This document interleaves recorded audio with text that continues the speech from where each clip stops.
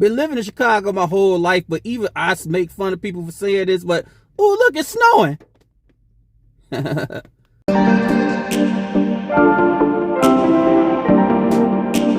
What's up, hustlers? I hope y'all out there hustling hard and staying safe. It's the boy, the gig hustler, sliding through real quick.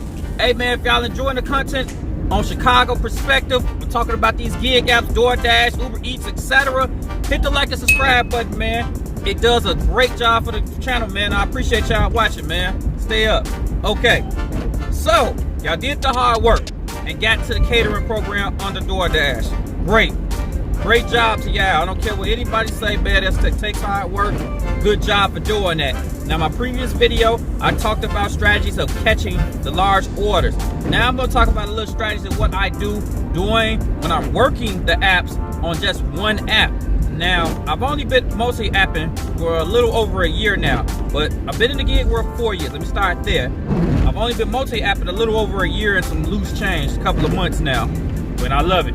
But neither here nor there. But majority of the time on me doing these gig apps, I have only been using one app, and that was Doordash. I got the large now. When I started Doordash in 2019 of January, it took me about 6 months, but I wasn't really going hard for it because I was still working a full-time job at the time. But after I started working hard around May of 2019, it only took me roughly a month or two back then. And back then, the catering program for Doordash was brand new. So I was grandfathered in, to let you guys say. So I've been doing it for a long time. So the majority of my time, I've been doing catering for one single app. And this is the strategy I use during the dinner shift, the lunch shift and dinner shift. Now, we got one app. And this after knowing your market. Now, my market, I am reluctant to get during a lunch rush where I choose to work between 11 and 1 p.m. I usually can get 1 to 2 large orders during that time, between 11 and 1 o'clock. I usually try to shoot for just one, back when I had one single app. Now, right now I can get 2, but that's multi-apping. That's a video I'm going to do later, so I'm just talking about one app. Now, there's 2 things I tell you guys. One is to set your goal. Set your minimum, not a high goal every day like $200-300. You got to set a goal that is doable in your market and set it low. For instance, I know a day in my market you can do $200 to $250 easy in a day for 8 or better hours, 8 to 9 hours, maybe more easily. I shoot for 150. Why? Because every day is not the same, and 150 is very obtainable. Majority of all days, I beat it all the time. But some days, it comes very close. I set that goal, so that's where I'm comfortable with my living expenses. You gotta set your goal. And 2, learn your market. Just because you got the large order program don't mean that the orders are abundant. So you gotta learn how many orders come. That's why I say set it real low. Try to get 1 a day and this is a real big cherry picker strategy.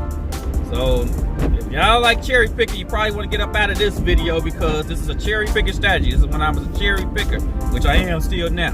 But you guys gotta understand that the way to catch these large orders and catch them in abundance, you have to cherry pick, because Doordash still have you guys in the same pool. So you're gonna get orders. You're gonna get $2 orders. You're gonna get 3. You're gonna keep getting the same orders you were seeing before you were in the large order program. The difference is now you get the large order programs orders too. You gotta focus on your market and focus on seeing what you could do. So when I started 11 to 1 in the lunch shift, I try to catch 1 order when I was just single apping. Now between 11 to 11:30, I try to catch that 1 back when I was single apping. If I don't catch it around 11:35, 11:40, I start getting less picky. Like, okay, maybe there's just no large orders out here. Then I start to do regular order. Now, between that window of opportunity, between 11 and 11:30, I used to do small orders. Either quick orders, something that was decent and within my price range, something that I'm cool with. $6, $7, $8, $9, $10 order that was quick, like a Chipotle. In my area, my Chipotles are mostly fast. It's in and out. You can do that during the window of opportunity between 11 or 11:30. Because remember, you only can have 1 order at a time for Doordash. So the likelihood of them adding a cater order, I think they only added a cater order maybe 4 times out of my whole catering career. So don't get used to that. So my thing is to not have an order on the screen. That's the best way to catch the cater orders, is to not have a Doordash order on. Because when you get an order, you gotta complete it, and it's highly unlikely they add another order because they don't want the smaller order to mess up the catering order. So move fast or keep the screen clear. Now, if it gets to 11:45, that's when you gotta start thinking like, okay, you don't want to go home with a goose egg. Goose egg means $0. You don't want to go home with that. So start dancing with your minimum now. Start doing some orders just to catch up. And there's been many a times where I would hit $0 in the bank, in the scoreboard or whatever you guys want to call it, and I came back and made my minimum just from 11:45 to 1 o'clock. It's quite possible, but in my area, I'm just gonna keep saying that, in my area. But you just gotta get tangled through that. But if it looks dark or grim where you're not gonna make it, just start doing regular orders and you can play catch up, and you can possibly make it later on at dinner shift, depending on your work ethics. Now later on at the dinner shift, that's a different bag for my location. Now that you have a longer window for the way I work. I work usually 5 to 9. So with that, I kind of dance around. I try to get one early one. When I was single after, I try to get one catering order between 5 to 6 possible. Sometimes I catch a good order, put some money on the board, and then I get less picky. I'll do a couple of orders, and then eventually I can get picky again and try to catch another one. Because you have that long, because that's 4 hours. It's a lot longer time to get it. I know it's used to, in my area, it's used to slow down around 8-ish, 7:30, 8-ish, so you'll catch them afterwards. But I play the odds. I don't play just hoping only, because I've seen a lot of people do that. I call them super cherry pickers. They go home with $0. No, strategize. I'm telling you, and that's how I meet. I'm telling you, I meet my minimum all the time. You normally have a problem because I'm reasonable in it.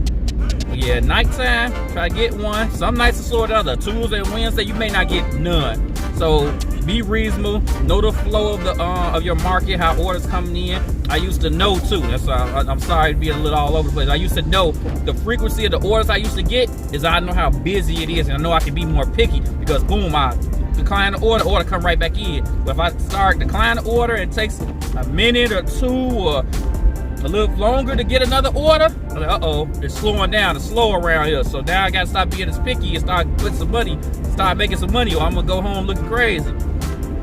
But yeah, I'm just gonna emphasize this: know your market, guys. Keep doing your research and studying, man. And I survived off a single app for many, many, many years. I won't go back to it if I don't have to, but I know how to do it. I'm a hustler. I maneuver. I migrate. Hey, I make it work, man. But y'all stay safe out here, man. Stay hustling. Hustle out. Peace.